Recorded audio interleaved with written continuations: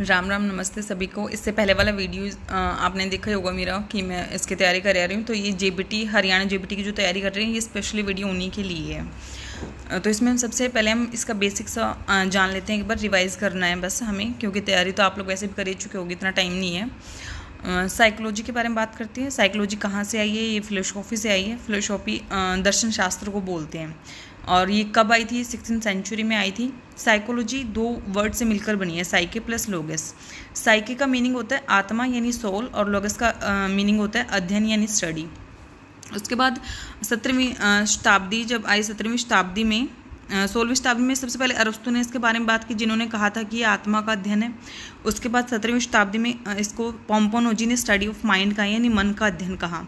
ठीक है, बट ये सारे ना रिजेक्ट होते रहे कि आत्मा का अध्ययन कैसे हो सकता है, मन का अध्ययन कैसे हो सकता है। फिर 19वीं सेंचुरी में विलियम वुंट ने इसे चेतना का अध्ययन कहा। चेतना का अध्ययन भी हम इसे नहीं बोल सकते, ये भी रिजेक्ट हो गया। उसके बाद फिर 20वीं सेंचुरी में जेबी वॉटसन आया, जिन्हें हम फादर ऑफ बिहेवियरिज्म भी कहते हैं, और इन्होंने कहा कि ये व्यवहार का अध्ययन है।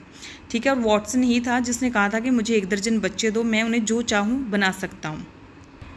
और साइकोलॉजी का जो शाब्दिक अर्थ है वो है आत्मा का अध्ययन। 17वीं सेंचुरी में जॉन लॉक 17वीं सेंचुरी से जुड़े हुए हैं, तो ये व्यवहारवादी थे। इन्होंने जो बच्चे का माइंड है उसको टेबुलर रसा कहा है। टेबुलर रसा का अर्थ होता है ब्लैंक स्लेट यानी कोरा कागज़। ठीक है, उसके बाद वुडवर्थ की डेफिनेशन है ये, first psychology lost his soul, then his mind and then consciousness and now some sort of behaviour left in it. सबसे पहले साइकोलॉजी ने क्या खोया? अपनी सोल, फिर माइंड, फिर कॉन्शियसनेस, और अब बिहेवियर का स्टडी से कहा जाता है। ठीक है, जो साइकोलॉजी की फर्स्ट लैब थी वो विलियम वुंट ने खोली थी 1879 में लिप्जिंग, जर्मनी में। इसलिए जो एक्सपेरिमेंटल साइकोलॉजी का फादर है वो विलियम वुंट को कहा जाता है। फर्स्ट साइकोलॉजी की लैब अगर इंडिया में पूछे तो इंडिया में 1916 में खोली थी। 1916 में एन सेन गुप्ता ने खोली थी। नरेंद्र नाथ सेन गुप्ता, जो कि हार्वर्ड यूनिवर्सिटी से ग्रेजुएट हैं, कलकत्ता में खोली गई थी पहली साइकोलॉजी की लैब। इसके बाद फिर स्कूल्स ऑफ साइकोलॉजी करते हैं। इसमें कुछ स्कूल्स दिए गए हैं, जैसे structuralism, functionalism, psycho analysis, behaviourism, gestalt, constructivism, humanism और कॉग्निटिविज्म। यहाँ पे जो स्ट्रक्चरलिज्म और फंक्शनलिज्म है, इन्हें बाद में एक कर दिया गया था। आपको ये यहाँ पे दिख भी रहा होगा, मैंने इन्हें एक कर रखा है बाद में। जो स्ट्रक्चरलिज्म है, इसके साथ विलियम वुंट के शिष्य थे, जो इनके जो शिष्य थे E.B. टीचनर, उनका नाम आता है।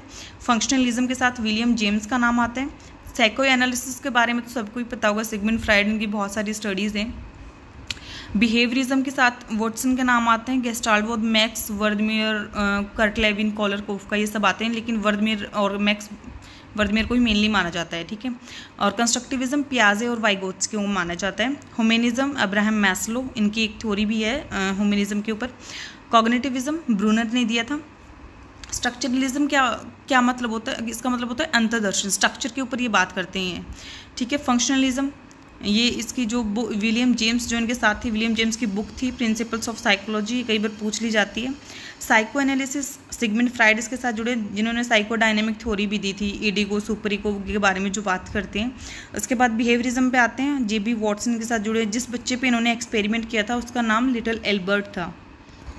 इसके बाद गेस्टाल्ट स्कूल पे आते हैं। गेस्टाल्ट के साथ जुड़े हुए मैक्स वर्दमियर, इसको father of gestalt school of psychology भी कहा जाता है। गेस्टाल्ट का मतलब होता है होल का एक अहम मोमेंट, एक परसेप्शन, जो सडन थॉट आता है उसको बोलते हैं। इसको यूरेका बोलते हैं, जो सडन थॉट आते हैं माइंड में, उसको यूरेका बोलते हैं। इनसाइटफुल लर्निंग का जो उसने एक्सपेरिमेंट किया था, कोलबर्ग ने किया था चिंपैंजी पे, जिसका नाम सुल्तान था। इन्होंने एक्सपेरिमेंट किया था इस पे। और गेस्टाल्ट के साथ यही कॉलरकोफ्का, कर्टलेविन, ये सब नाम जुड़े हुए हैं। कंस्ट्रक्टिविज्म की बात करें तो पियाजे और वाइगोत्स्की आते हैं इसके साथ। इसमें कंस्ट्रक्टिविज्म कहता है कि बच्चा एक्टिव रहता है, टीचर फैसिलिटेटर का काम करता है। उसके बाद ह्यूमनिज्म आते हैं। इसमें ह्यूमनिज्म में अब्राहम मैस्लो ने कंसेप्ट ऑफ सेल्फ एक्चुअलाइजेशन दिया था। इन्होंने एक ये नीड थ्योरी दी थी बना के। कॉग्निटिव पे आते हैं। उसके बाद कॉग्निटिव के साथ ब्रूनर जुड़े हुए हैं। Process of knowing mental skills, cognitive संज्ञान के साथ काम करता है, अपनी मेंटल स्किल्स के साथ काम करते हैं।